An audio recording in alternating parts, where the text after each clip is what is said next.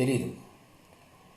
యాక్చువల్గా డబ్బింగ్ మధ్యలో అది ఆఫ్ చేసి సింగిల్ ఎపిసోడ్ ఇక్కడికి వచ్చాను. ఐ విష్ మీరందరూ చాలా కొంచెం శ్రద్ధగా వింటారని. పోతే ఒక పాయింట్ ఏం చెప్తున్నానంటే, నేను దాదాపు 1000 పెర్ఫార్మెన్స్లు ఇచ్చి ఉంటాను. ఇట్లాంటివి ఇచ్చినవే జరుగుతూ ఉంటాయి. చెప్పిందే చెప్తున్నాడు నాకు అపప్రద కూడా ఉంది. కానీ నేను చెప్పే ఆర్గ్యుమెంట్ ఏంటంటే, 7వ క్లాస్ వాడికి 7వ క్లాస్ సిలబస్సే చెప్పాలి. చిన్నపిల్లలకి ఎలా చదువుకోవాలి, ఎలా ఏకాగ్రత పెంచుకోవాలి, ఎలా జ్ఞాపక శక్తి పెంచుకోవాలి, ఇవే కదా చెప్పేది. వాటిలో మార్పే ఉండదండి.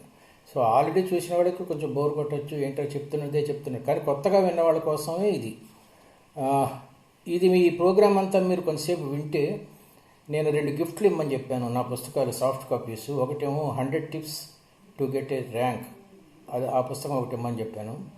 Developing right brain. ప్రతి కుర్రవాడికి, ప్రతి అమ్మాయికి 2 బ్రెయిన్స్ ఉంటాయి, right brain and left brain. Right brain is for intelligence, left brain is for industry అని అంటారు సాధారణంగా. This is not scientifically proven.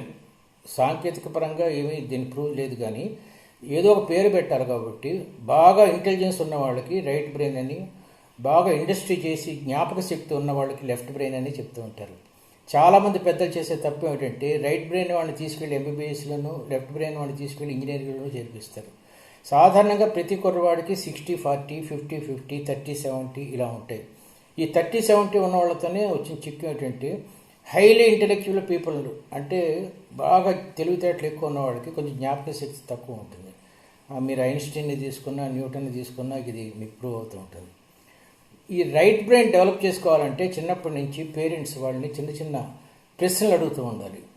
I still remember, మీలో బిట్వీన్ 7th ఇయర్, బిట్వీన్ 7వ సంవత్సరం నుంచి దాదాపు 23-22 సంవత్సరాల వరకు పిల్లల బ్రెయిన్ చాలా షార్ప్గా ఉంటుంది. అది ఫెర్టైల్ ల్యాండ్లా ఉంటుంది. ఆ ఫెర్టైల్ ల్యాండ్లో ఏమాత్రం చిన్న విత్తనం పడి మంచి ఎరువు పడితే అది మహావృక్షంలాగా పెరుగుతుంది. ఆ ఏజ్ పెర్ఫెక్ట్ ఏజ్. అదృష్టవశాత్తు మా ఫాదర్ నన్ను ఒక 10-12 సంవత్సరాల నుంచి నేను మా ఫాదర్ దగ్గర పెరగడానికి వెళ్ళాను. అంతవరకు మా గ్రాండ్ ఫాదర్ దగ్గర ఉండేవాడిని. ఆయన నన్ను రకరకాల ప్రశ్నలు వేసేవాడు. అంటే పిచ్చి పిచ్చి ప్రశ్నలన్నీ గబగబా అడుగుతూ ఉండేవాడు. చిన్న ఉదాహరణ చెప్తాను. జ్ఞాపక శక్తి చిన్నప్పుడు ఉంటే పెద్దయ్యా కూడా ఎంతకు, ఇప్పుడు నాకు 72 ఇయర్స్, 72 ఏళ్ళు, రేపు నవంబర్కి 73 వస్తాయి.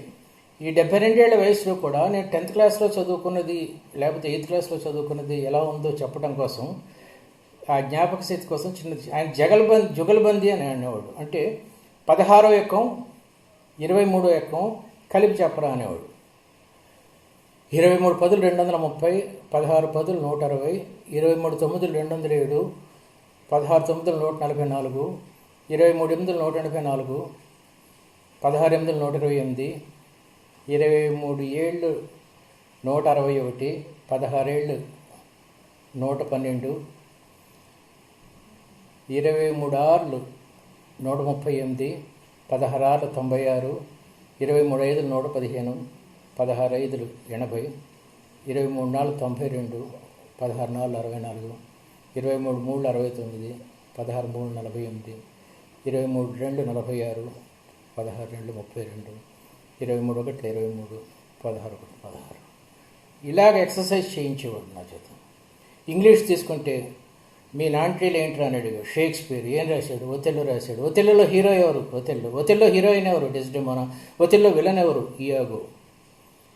బెర్నార్డ్ షా పిగ్మేలియన్ రాశాడు. Milton Paradise Lost, Paradise gain రాశాడు.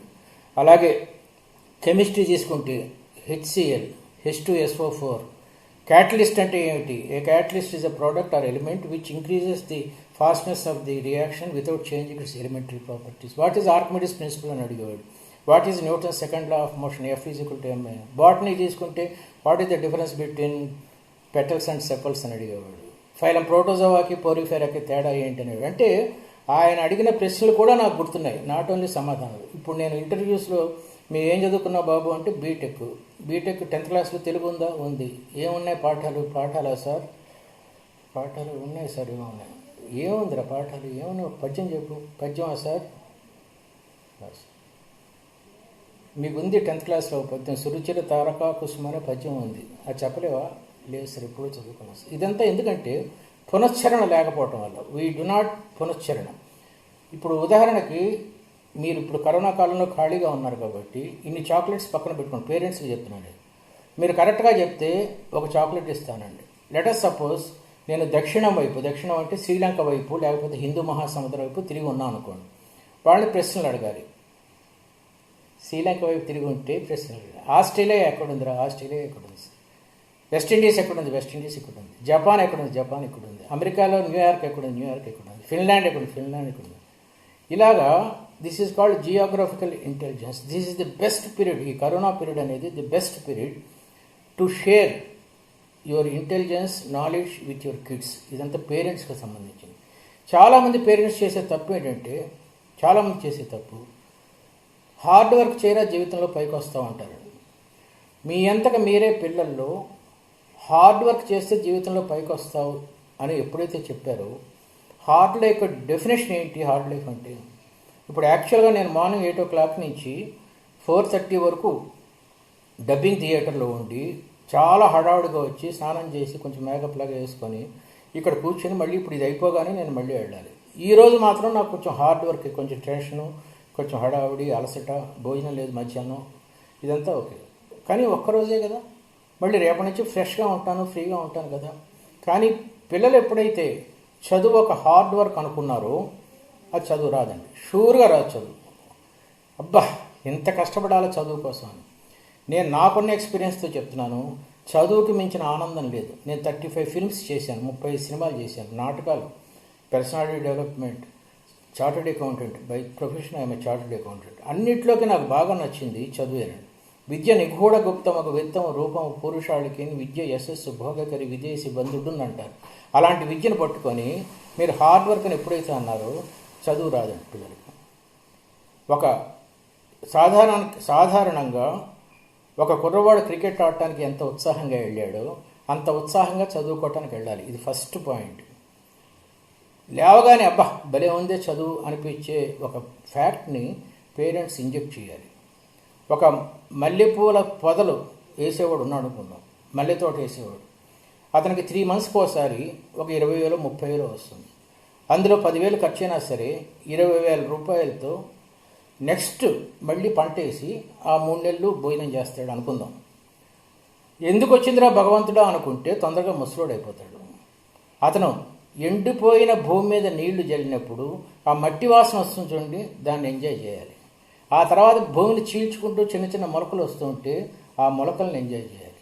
తెల్లటి పూలు వస్తూ ఉంటే ఆ పరిమళాన్ని ఎంజాయ్ చేయాలి. ఇలా ప్రతి ప్రాసెస్ని ఎంజాయ్ చేస్తూ ఉంటే అప్పుడు హార్డ్ వర్క్ అనిపించదండి. ఎప్పుడైతే నువ్వు చెప్పండి, లోగా వస్తుందా? గట్టిగా మాట్లాడారా? ఓకే, కొంచెం లోగా వస్తుందంట వాయిస్, గట్టిగా మాట్లాడాలంట, అందుకని కొంచెం దగ్గరికి వచ్చానండి. Bear with me. సో ఆ మట్టి వాసన ఎంజాయ్ చేయడం దగ్గర నుంచి పూలు అమ్మటం వరకు ప్రతిదీ మనం ఎంజాయ్ చేస్తుంటే కర్మణ్యే వాధికారస్య అన్నాడు. మనం చేయాల్సిన పని ప్రతిదీ పెర్ఫెక్ట్గా చేసుకుంటూ ఆనందిస్తూ ఉంటే ఫలితాలు అలాగే వస్తాయని చెప్పడమే నా ఉద్దేశం. This is the concept of hard work. చాలామంది అంటారు అసలు సక్సెస్ అంటే ఏమిటి అని. చాలామంది పెద్దలకు కూడా సక్సెస్ అంటే ఏంటో తెలియదండి. నా ఉద్దేశం సక్సెస్ అంటే నవ్వుతూ ఉంటాం. పరీక్షల ముందు, రిజల్ట్స్ చూసే ముందు, రిజల్ట్స్ చూసిన తర్వాత ఉద్యోగం రావటం, జీవితం అంతా నవ్వుతూ ఉండటమే సక్సెస్ అంటే. ఈ ప్రపంచంలో చాలామంది చాలా సీరియస్గా ఏదో మిన్ను విరిగి మీద పడుతున్నట్టు ఉంటారు. ఎందుకు అలా ఉంటారంటే వాళ్ళకి కొన్ని ప్రాబ్లమ్స్ ఉంటాయి. ఏంటి ఆ problems? First is health problem. నేను సగర్వంగా చెప్పుకుంటాను, 72 ఏళ్ల వయసులో నేను ఇంతవరకు ఒక్కసారి కూడా నేను హాస్పిటల్కి వెళ్ళలేదు. I never stayed a single night in a hospital. అంటే ఇది అదృష్టం.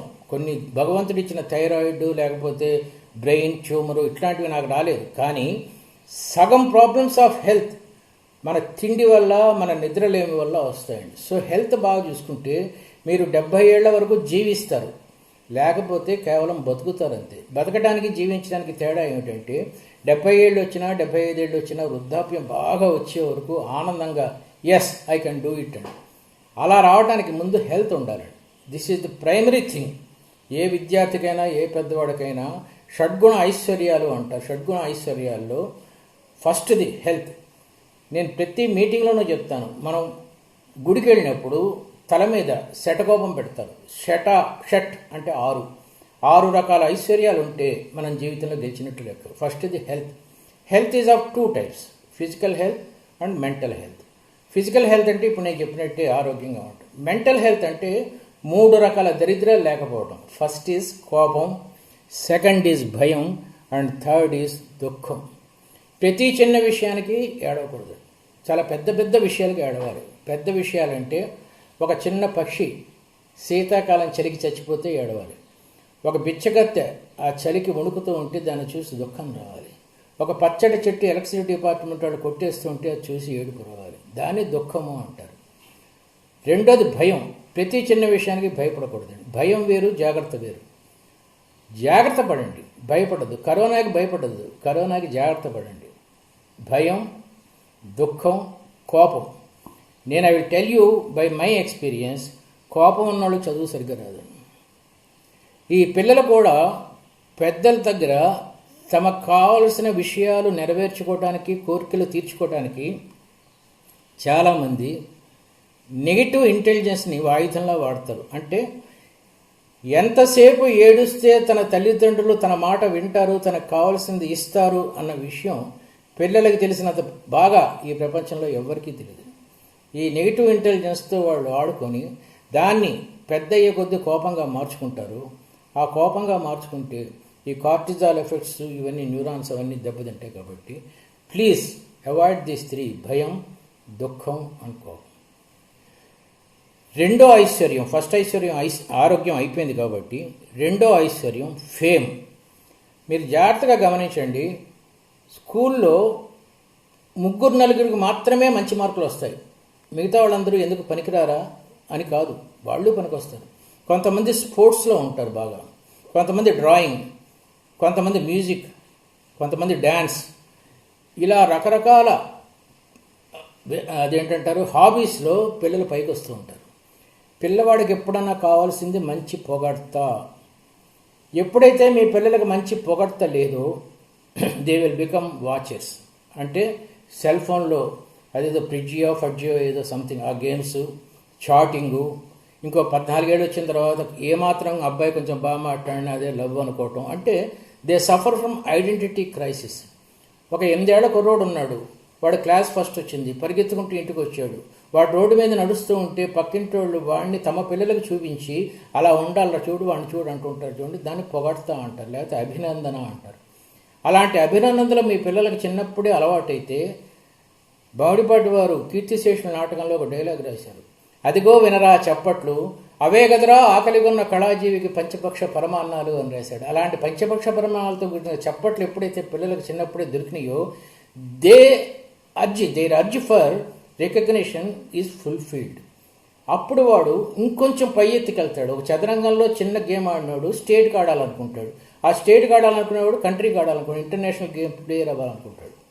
ఎప్పుడైతే ఈ చదరంగం, నాట్యం, మ్యూజిక్ ఇలాంటి ఏ క్వాలిటీస్ లేవో, as I said earlier, he will become a watcher. వాడు ఐడెంటిటీ క్రైసిస్తో బాధపడతాడు. వాడు గ్రాడ్యుయేషన్కి వచ్చిన తర్వాత మోటార్ సైకిల్ హ్యాండిల్ వదిలేసేసి నడపటం, బీరు బాటిల్ ఎత్తేసేసి తాగటం, ఇలాంటి చీప్ ఐడెంటిటీస్ కోసం ట్రై చేసి ఒక గ్యాంగ్లో నాయకుడిగా అవడానికి ట్రై చేస్తాడు. చిన్నప్పటి నుంచి ఈ రెండో ఐశ్వర్యమైన ఫేమ్, వాళ్ళకి పిల్లలకి ఆ ఫేమ్ని మనం ఇంట్రడ్యూస్ చేయాలి. పిల్లలు కూడా ఏదో ఒక చిన్న రికగ్నిషన్ అది సంపాదించినప్పుడు మనస్ఫూర్తిగా అభినందించాలి. Third is love. మనం చిన్నప్పుడే పిల్లలకి ప్రేమించడం నేర్పాలి. మీకు అనుమానం రావచ్చు, ప్రేమించడం నేర్పటం ఏంటి అని. ప్రేమ వేరు, ప్రేమ ప్రకటన వేరు. రే, నాన్నకి అమృతాంజనం రాయ్, నడు నొప్పిగా ఉందంట అని పిల్లలకి అమృతాంజనం నాన్నకి రాయించాలి. నాన్న ఏదైనా తీసుకొచ్చి ఇవ్వగానే, అబ్బా ఎంత బాగుంది డాడీ, థ్యాంక్ యూ డాడీ అని చెప్పాలి. Just thank you daddy, no, you have to express love in a perfect way. తమ్ముడికి తలదూర చిన్న చిన్నవి, మా నాన్నకి అంటే మీ నాయనమ్మకి గోళ్ళు తీరా, కాలిగోళ్ళు తీ, ఇలా చిన్న చిన్న ఎక్స్ప్రెషన్ ఆఫ్ లవ్ నేర్పే కొద్దీ it is a beautiful thing in life to express love. నాలుగోది వెల్త్. వెల్త్ అంటే డ్రీమ్. వెల్త్ అంటే ఆస్తి కాదండి, dream. these students have to dream for a beautiful future. ఐదోది కుతూహలం. ఈ కుతూహలం కూడా పిల్లల్లో పేరెంట్సే డెవలప్ చేయాలి. నాకు తెలిసినంతలో సంవత్సరానికి 2 సార్లు టూరిజం వెళ్ళాలండి. టూరిజం అంటే అందరూ కలిసి పొలవమని సాయి భజన చేసుకుంటూ సిద్ధి వెళ్ళటం కాదు. ఓన్లీ కపుల్ ప్లస్ చిల్డ్రన్ వీళ్ళే వెళ్ళాలి. చాలామంది తిరుపతి వెళ్ళటమే, తిరుపతి కాదండి, ఏదో ఒక ప్లేస్ నాగార్జున సాగర్ వెళ్తే అంతకుముందే గూగుల్లో నాగార్జునుడు ఎవరు, బౌద్ధం అంటే ఏమిటి, ఈ ఫాదర్ చదువుకొని వెళ్ళి చెప్పాలి పిల్లలకి, అది ఎక్స్ప్లెయిన్ చేయాలి. నాగార్జున సాగర్లో హైడ్రో పవర్కి థర్మల్ పవర్కి ఉన్న తేడా ఏంటో చెప్పాలి. మీకు తెలిసిన చిన్న జ్ఞానాన్ని పిల్లలకి ఇవ్వటానికి ఈ టూరిజం ఉపయోగపడదు. మీ పిల్లలు 12 ఏళ్ల కన్నా పెద్దోళ్ళు అయితే మీరు రూమ్లోనే ఉండి వాళ్ళని సైకిల్ ఇచ్చి హోటల్కి వెళ్ళి బ్రేక్ఫాస్ట్ తీసుకురా అని చెప్పాలి. నాయకత్వ లక్షణాలు డెవలప్ చేయాలి. 2 పిల్లలు ఉంటే 2 పిల్లల మధ్య బాండేజ్ ఇలాగే పెరుగుతూ ఉంటుందండి. ఒకడు నాయకుడు అవుతాడు, ఇంకొకడు అనుచరుడు అవుతాడు, తర్వాత వీడు నాయకుడు అవుతాడు, వీడు అనుచరుడు. ఇలా బ్రదర్స్ మధ్య, బ్రదర్కి సిస్టర్కి మధ్య ఎఫెక్షన్స్ డెవలప్ అవడానికి టూరిజం ఈజ్ ద బెస్ట్. దీనికే ఎంథూజియాజం అంటారు. నేను కొన్ని ప్రశ్నలు అడుగుతాను, మీరు చెప్పండి. మీరు మీ పిల్లలు కలిసి ఎప్పుడన్నా ఒక లైబ్రరీకి వెళ్ళారా? ఒక నాటకం కలిసి చూశారా? మీ పిల్లలకి వీణకి సితార్కి తేడా తెలుసా? మీరు ఎప్పుడన్నా ఒక డ్యాన్స్ ప్రోగ్రామ్కి కానీ ఒక గాయని పాడుతూ ఉంటే కానీ తీసుకెళ్లారా? మీ వాళ్ళకి తోలుబొమ్మలాట తెలుసా? తెలియకపోవచ్చు, బట్ ఇంట్రాస్పెక్ట్ చేసుకోండి.